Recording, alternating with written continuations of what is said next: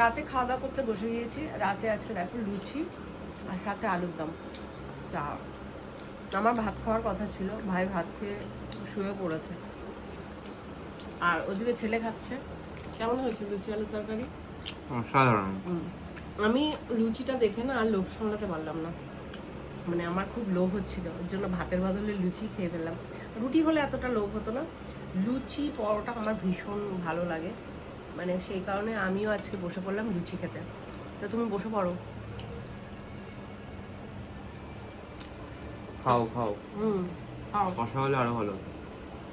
কাটলে ভালো হতো, কাটাই তো হলো না। শসা তো কোচানো হলো না। ঠিক আছে, একটু শশা কুচি হলে দারুণ লাগে। নিরামিষ আলুর দমটা ভালোই বানাই বল আমি। সবই ভালো বানায়। মা বলছে ভালো হচ্ছে।